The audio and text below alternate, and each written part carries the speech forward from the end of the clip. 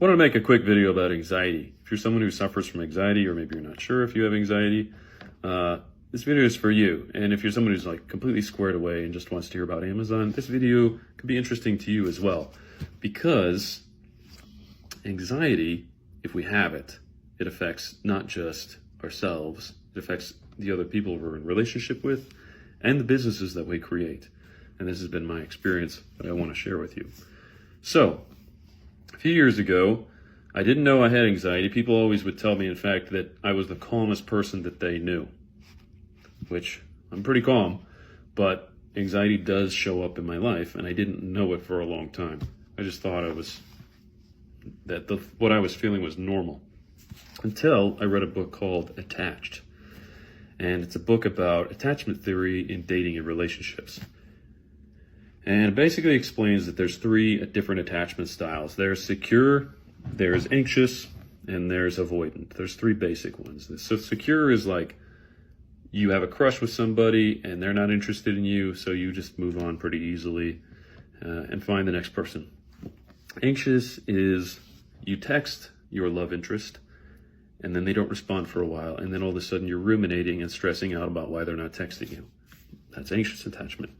Then there's avoidant, which is you avoid relationships or avoid intimacy because you're afraid of being hurt, like you were in the past. So both anxious and secure, avoidant, and anxious all come from our early childhood relationships with our parents, family, or perhaps any trauma we might have experienced in our life. So I learned that I had an anxious attachment after reading that book. And what happened was I started to not only see that I had anxiety when it came to dating, but I have found that it showed up in my business, it showed up in dating, family relationships, friends, how I approached eating food, and basically, how I kept my apartment, everything. How you do one thing is how you do everything. And so I've, over the last couple of years, been able to sort out and eliminate the anxiety from a lot of the different areas of my life. So that's why I'm sharing this with you today, in hopes that it could be helpful for someone who was in my shoes, as I was a few years ago. So I'm going to give you a few examples, like how this comes up. So food, for example. People that are anxious tend to either overeat or undereat. If somebody's feeling anxious and they have an anxiety around food, they're either overeating or undereating. I'm 6'3", 218 pounds, but I historically eat a lot. I got a lot of attention for being that kid at the dinner table who would just down like an entire bowl of pasta by himself, or like a whole pizza. I got a lot of attention and kind of praise for that as a kid, so I developed this overeating. And like I said, I'm 6'3", 218 pounds or something like that. So I also worked out a lot because I didn't want to be fat when I was younger. So there's another anxiety. You can have anxiety about your body. And so it wasn't until I read that book, Attached, and then summer of 2022, I was in England at a pub, by myself, waiting for these girls to show up that I had met at my hostel. So I'm in this completely foreign place, and I had started to think about this anxiety and started to learn how to calm myself down and be more secure in relationships with all things. And I was drinking this beer, and I realized as I was waiting for these girls to show up, listening to the band, I was like, I am not enjoying this beer.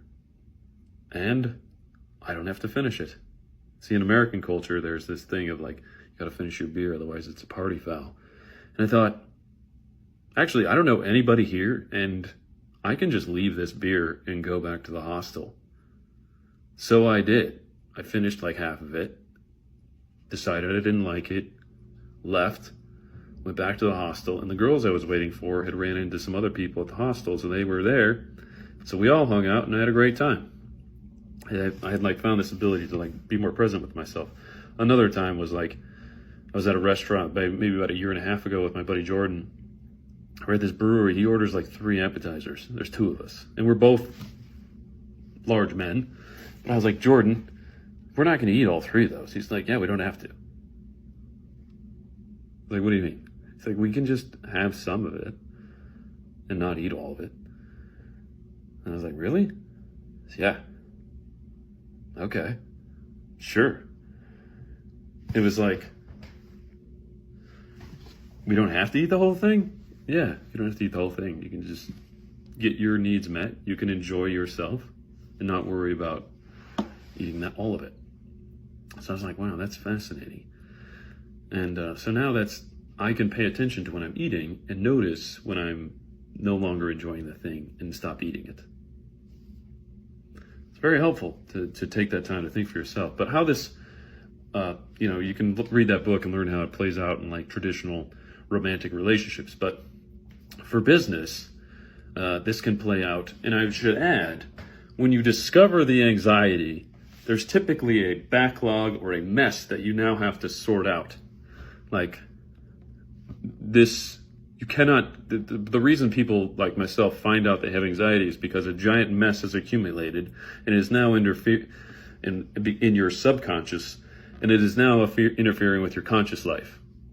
So, like I started reading the book because the relationship that I was in didn't work out, right? So these like things that I was doing subconsciously played out enough to where it like ruined something that I was well aware of. And so I decided to take a look and found out, oh yeah, I had an issue. So this can play out in your business too. For example, I got into Amazon selling out of an anxiety, out of a fear. I didn't grow up with money, and I love my parents, but they were just terrible at handling money. And I had this desire to go to film school and no way to pay for it. And so I ended up starting this business. I ended up avoiding taking on the loans and going to community college. And then I got like a small scholarship and I started selling on Amazon. But I did it to the point that I was not even doing the thing that I really wanted to be doing anymore. I was just doing this business out of an anxiety so that I could try and do the other thing later. And I didn't know how to be present enough with myself to just do the thing I wanted to do and kind of figure out how to manage the downsides some other way. So, obviously I've had success with Amazon, but it's been a real interesting process figuring out, like taking a hard look at things and trying to figure out, okay, what is it I actually like to do? And what am I doing out of this anxiety? And sorting it out, because it actually shows up in your finances as well. Like the way that you handle money. People that are anxious typically are bad with money. And I've had good years and bad years. And, but the more that I eliminate and narrow out this anxiety, the more steady things are and the more profitable my business. So, maybe this is a long video, but maybe somebody who decided to watch it all the way through this was helpful to you. If you're interested in the business portion of it, there's a book called How to Love Your Business by Nicole Lewis Keeber that I've just started reading. It's sort of a workbook. She's a business therapist, and that book has been helpful so far. And there's another book attached that I mentioned as well. I can kind of give you the rough map of what it is, a map of like how to figure out, do you have anxiety or are you avoidant in relationships? And also give you like a map of what it looks like to be secure and confident and able to communicate well and ask appropriately how to get your needs met and meet the needs of others. Because how you do one thing is how you do everything. So if you are bad at relationships, in dating, marriage, whatever, there's probably a good chance that carries over into your work life, friends, food, etc. So, if you thought this video was helpful, give me a like, a follow, a comment. I would love to hear what you think about all that.